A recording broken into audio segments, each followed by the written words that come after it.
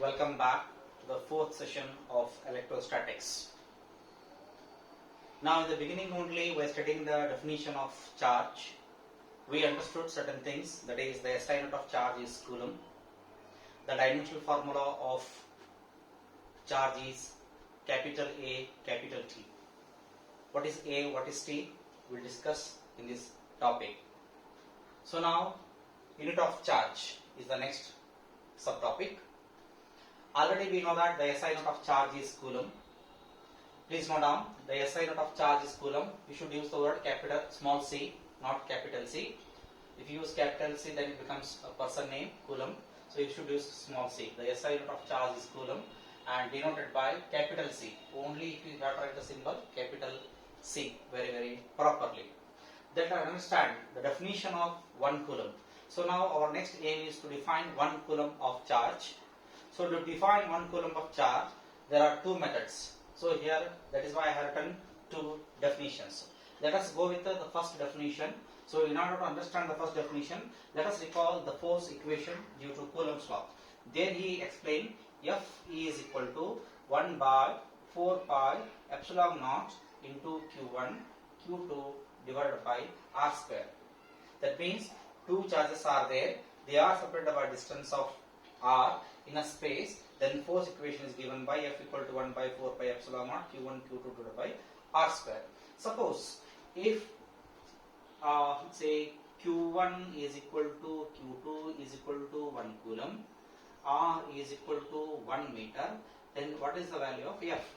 So now F is equal to 1 by 4 pi epsilon naught 1 into 1 divided by 1 square, because I have considered if Q1 and Q2 is equal to 1 coulomb, R is equal to 1 meter, then if I substitute this value, already I know the value of 1 by 4 pi epsilon naught in the previous explanation, that is 9 into 10 raised to plus 9 Newton meter square per coulomb square.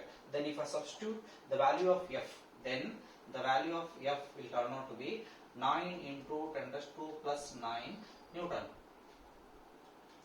That means if two charges are there of polarity plus 1 and plus 1, that means equal and similar or identical, and if they are separated by a distance of 1 meter, then each charge will experience a force of 9 into 10 raised to plus 9 Newton of force. I repeat, if two charges are there of identical value, that is 1 coulomb and 1 coulomb, and if they are separated by a distance of 1 meter, then they will experience a repulsive force of 9 into 10 raised to plus 9 Newton. That is explained in the definition number 1. That means what? 1 coulomb can be defined as charge which repels equal and similar charge, where equal means in the magnitude, similar means in the polarity. So that means what? 1 coulomb can be defined as the charge which repels equal and similar charge placed at a distance of 1 meter. That means where R is equal to 1 meter, if they are separated by a distance of 1 meter from it in vacuum with a force of 9 into 10 raised to plus 9 Newton. That means what? If two equal and opposite charges are placed at a distance of 1 meter, then they will experience an electrostatic force of repulsion at the rate of 9 into 10 raised to plus 9 Newton. That is the definition number 1. So in the definition number 2, so now while defining the charge, there we wrote the dimensional formula of charge is AT.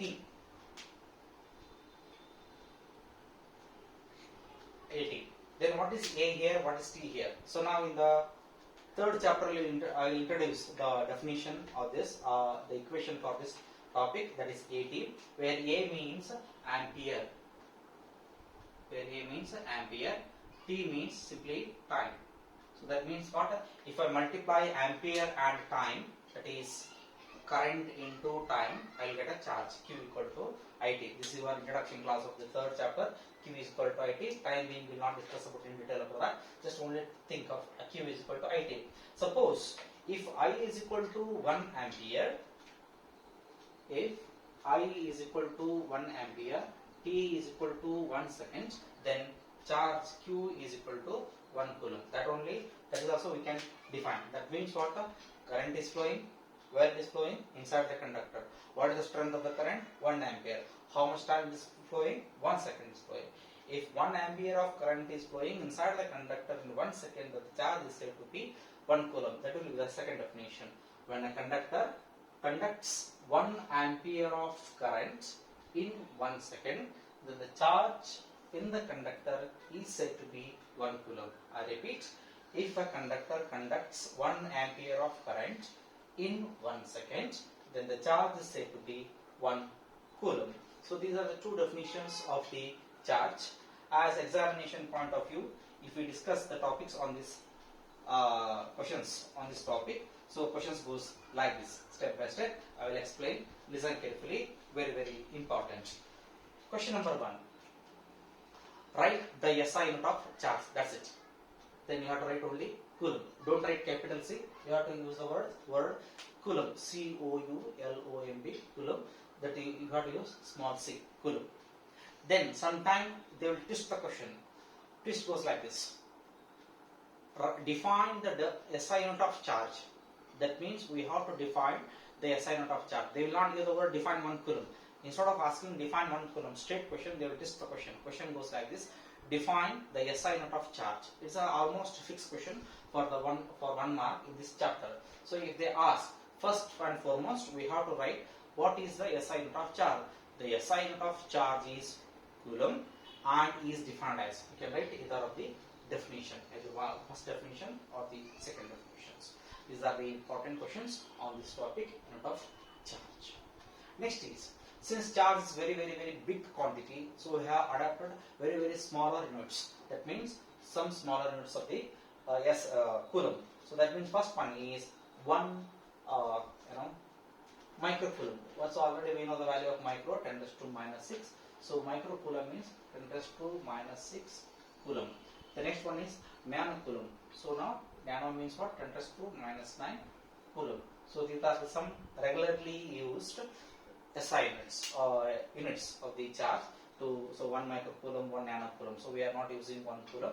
So we are using 1 microcoulomb and 1 nanocoulomb in order to solve the problems in the numerical part. Now let's go to the next one is superposition principle. So now, what exactly the superposition principle says? So in order to understand the superposition principle in a beautiful manner, let me give a simple example.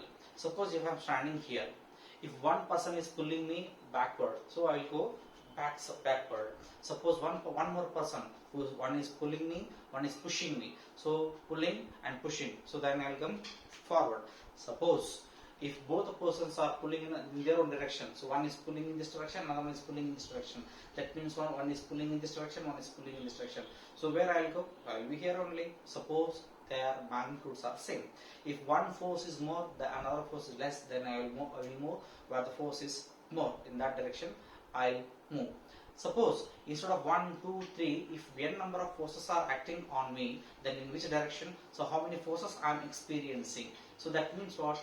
If n number of forces are acting on one simple body or one single body, then the total force on the body is simply add all the forces, that is vector sum of all the individual forces. That itself is the superposition principle, a very, very important principle for all the topics of physics. So a very useful principle. It is superposition principle. What exactly is there?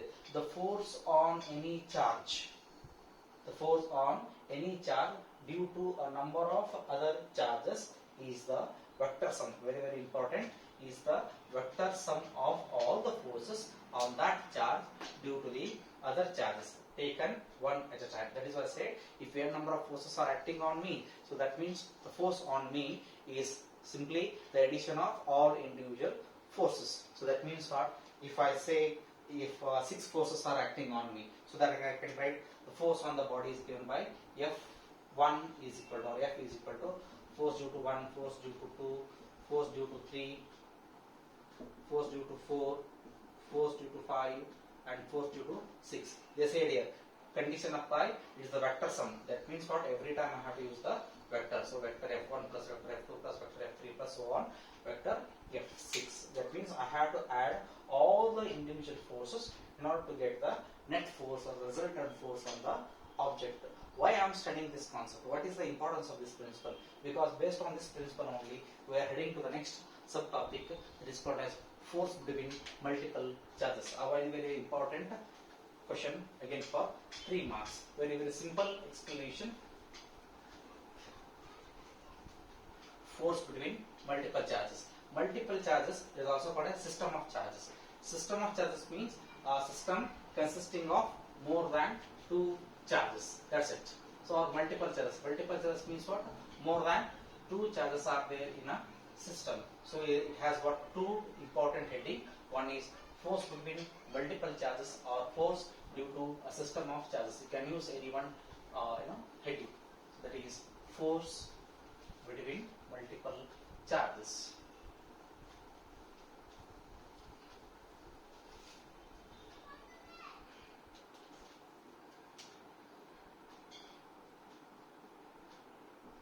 Force between multiple charges. So in this topic, I have to consider n number of charges. That means 1, 2, 3, 4, 5, so on. So now, not to explain this, so let me consider the diagram. So now, I will consider this diagram of your own choice. So now, first thing is, I have to consider a charge. That means I will consider myself a body. So now I have to consider a charge Q1. A charge Q1 is placed. Now I will consider some more charges around it. So now charge Q2 is placed here. Charge Q3 is placed here. Charge Q4 at different distance is placed here. Charge Qn is placed here. Qn means I will explain why Qn directly. So now, if I join charge Q1 and Q2, the distance between charge Q1 and Q2 is given by R12. First, let me write the force on charge Q1 due to Q2.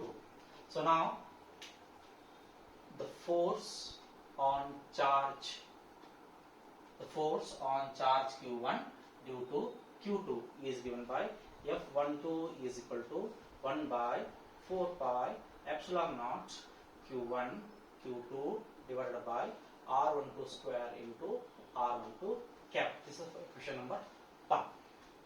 Similarly, if I join charge Q3 and charge Q1 with a position vector of say R13, then the force on charge Q1 due to Q3 is given by F13 is equal to 1 by 4 pi epsilon naught into Q1 Q2 divided by R13, it's not Q1 Q2, it is Q1 Q3 into divided by R13 square into R13 cap.